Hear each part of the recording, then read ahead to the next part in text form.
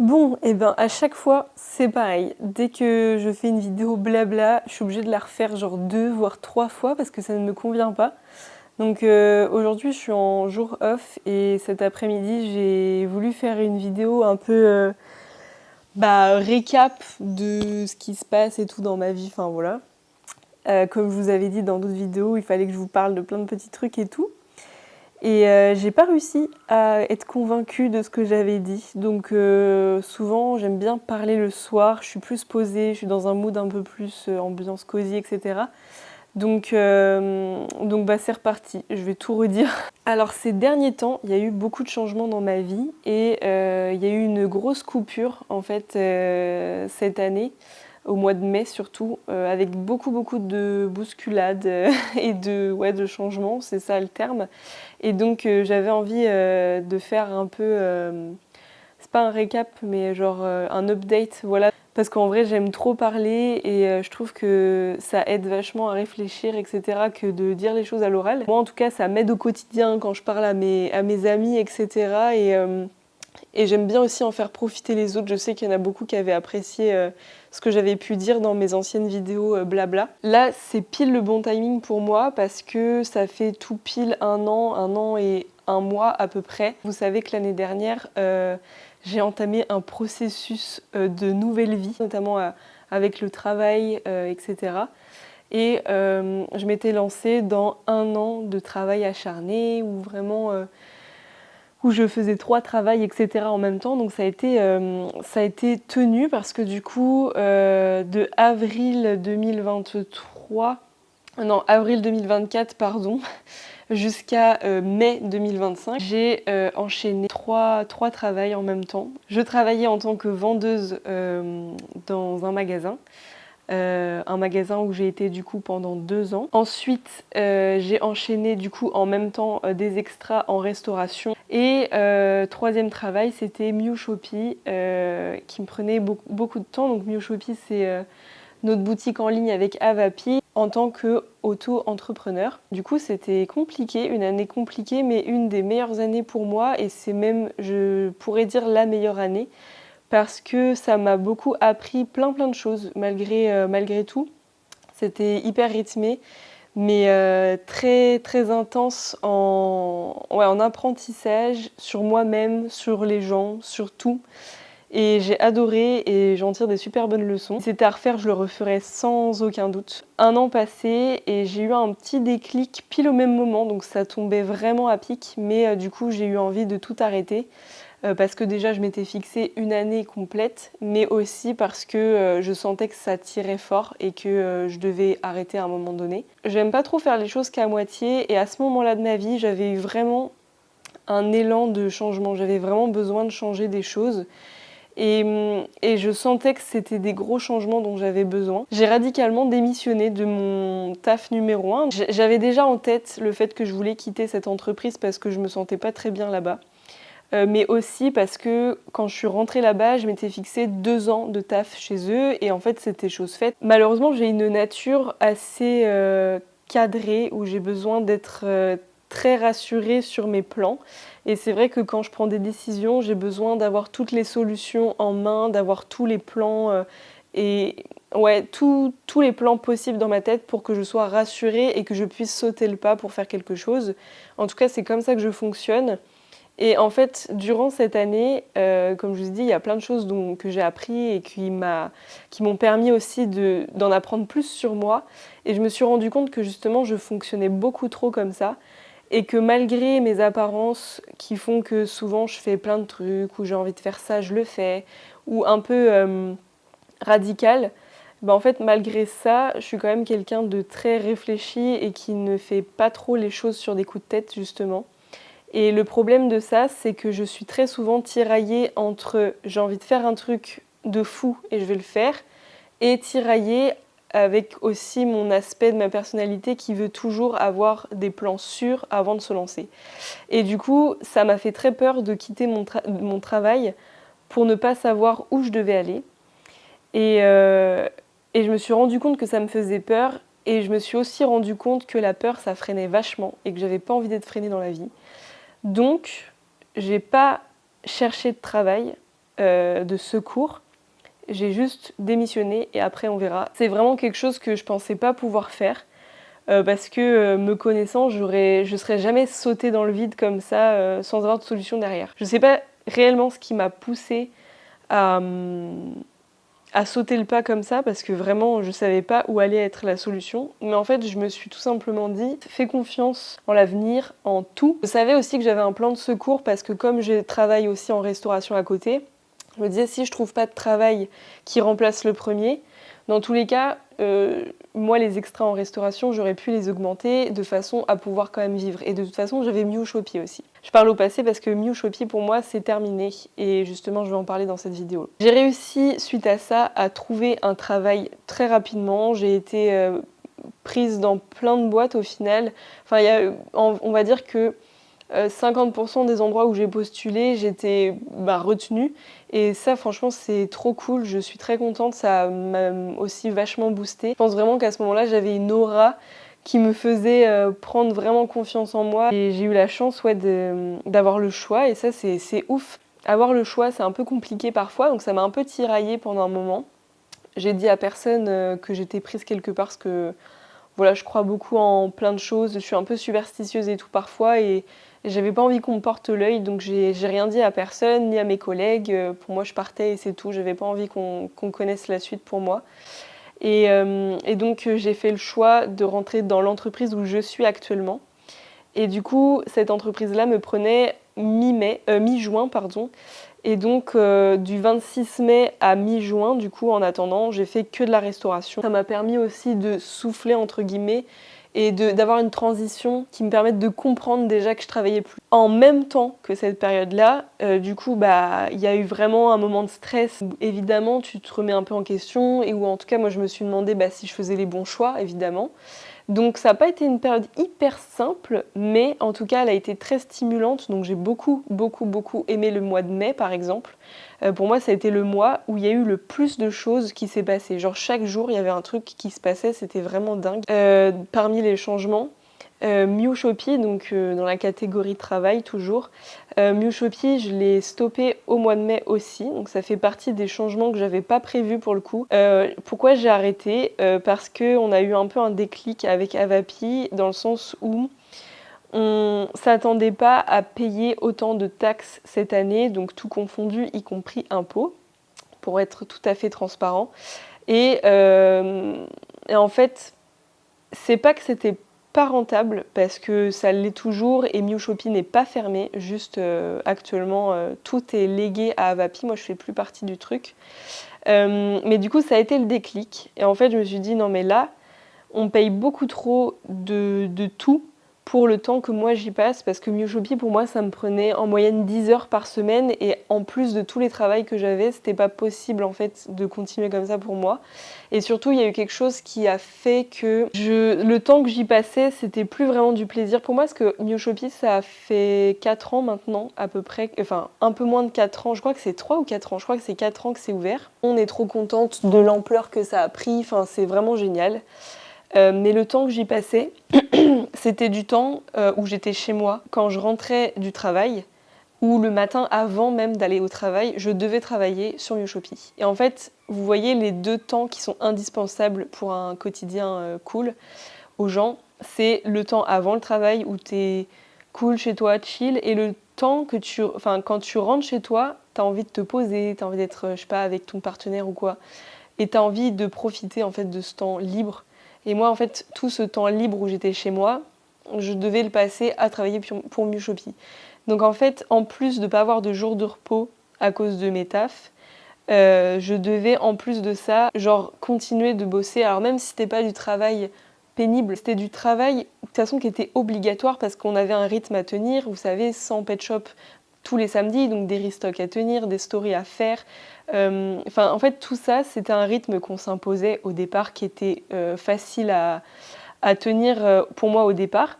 Mais en fait, plus je rajoutais de choses dans ma vie, plus c'était de toute façon, c'est là, mais il faut que je le fasse. Mais en fait, ouais, c'est de plus en plus pénible pour moi. Et donc, en fait, je voyais bien que c'était de plus en plus pénible, sauf que Miu Shopee, ça a toujours bien marché et je me voyais pas arrêter, en fait, parce que Miu Shoppy, c'est un truc trop cool que j'ai créé, enfin qu'on a créé avec Avapi, on est super amis. Enfin pour moi c'était logique que ça continue. Et sauf que ce truc-là a fait que je me suis dit non mais en fait là c'est trop. C'est rentable mais pas non plus tant que ça. En plus tu dois payer des sommes de ouf alors que tout est à ta charge. Enfin vraiment c'est... En fait ça m'a foutu un peu un coup de massue. Enfin ça nous a foutu un coup de massue. On s'est mis d'accord avec Avapi.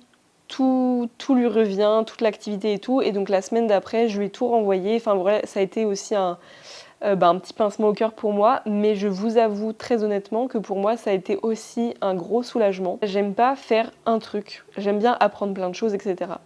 Et là, cette année, je me suis inscrite à d'autres choses, etc. Et sauf que le problème, c'est que j'ai pas le temps de faire ces nouvelles choses, aussi à cause de ça. Et je me dis, le temps que je passe plus sur Miu Shoppy, je vais le passer à faire autre chose qui me fait aussi kiffer et que je découvre et que c'est des nouveautés, etc.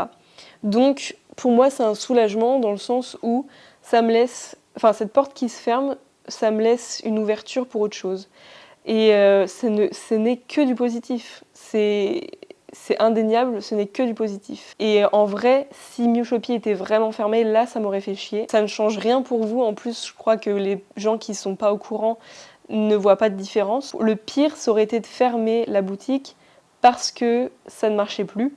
Et là, c'est pas le cas, c'est que ça marche toujours très bien et c'est trop cool. Il y a plein de choses qu'on devait faire, qu'on se projetait vachement sur d'autres trucs là cette année, mais que moi j'aurais pas pu faire par manque de temps.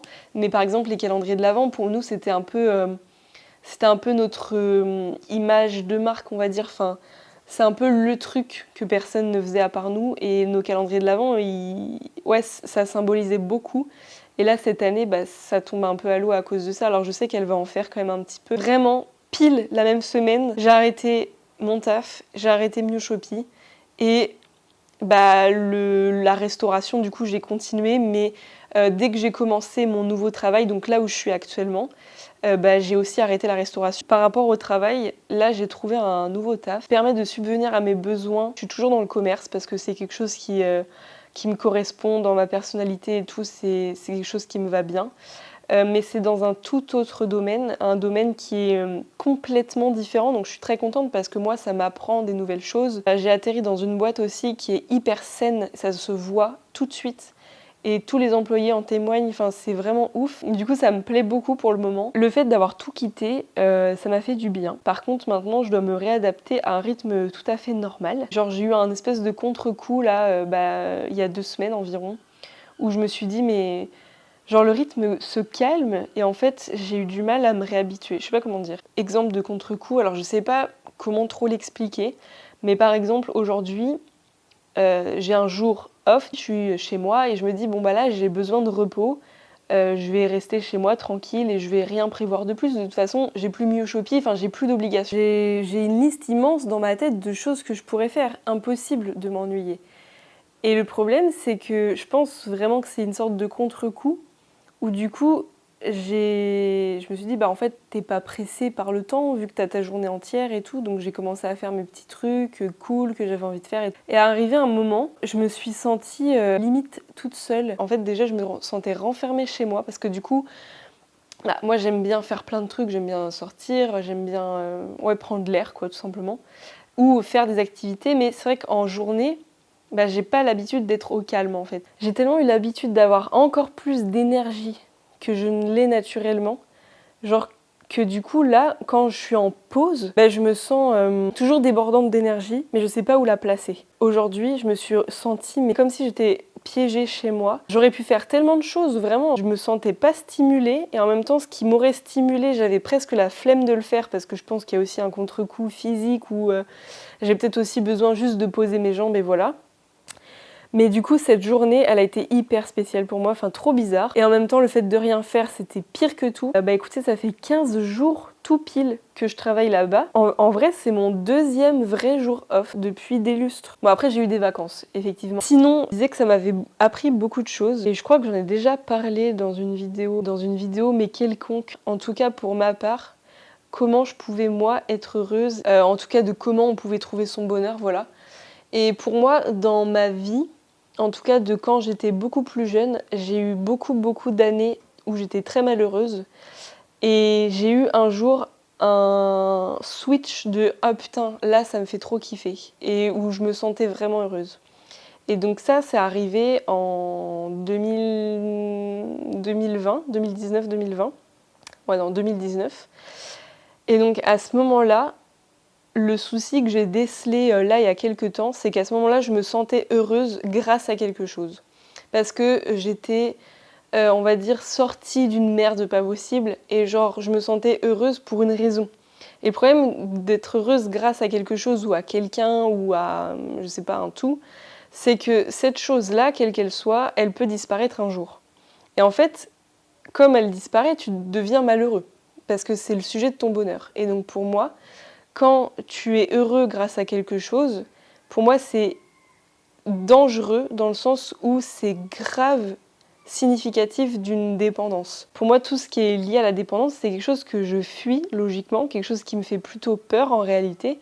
Et en fait, je me suis rendu compte que j'étais grave dépendante à ce truc-là qui me rendait heureuse autrefois, et qu'il était tellement gros, cette dépendance était tellement évidente que moi je m'en suis pas rendu compte et ça a duré des années. Là, ce que j'ai appris l'année dernière, c'est qu'en étant toute seule, j'ai tellement réfléchi, j'ai tellement eu de temps, alors pas libre parce que c'est faux, mais j'ai tellement eu de temps seule qu'en fait j'étais obligée de réfléchir à plein de choses et j'ai eu tellement de discussions aussi avec des amis où justement je me suis vraiment rapprochée des gens qui m'entouraient et où franchement je pense que c'est la meilleure chose que j'ai gagnée cette année-là. Si j'avais pas eu ce temps de réflexion envers moi-même, je pense que j'aurais pas découvert plein de choses sur moi, que même si j'ai plus ce truc-là, je me sens quand même vachement profondément heureuse.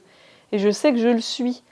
Et sauf que j'ai pas de raison de l'être. Enfin, je veux dire, il n'y a rien qui fait que je suis heureuse. Pourquoi je suis heureuse, j'en sais rien. Et en fait, je trouve que c'est tellement mieux que de se dire que justement, il n'y a pas de risque qu'un jour ça s'en aille. À moins qu'il y ait quelque chose de très grave qui m'arrive, évidemment. En fait, je suis hyper rassurée et je suis vraiment, vraiment reconnaissante de cette année qui a été, je pense, l'une des plus intéressantes. Non, c'est pas le mot, enfin, vous avez compris. Et donc, début d'année 2025, bah écoutez, ça reste toujours un peu dans cette optique-là d'évolution, etc.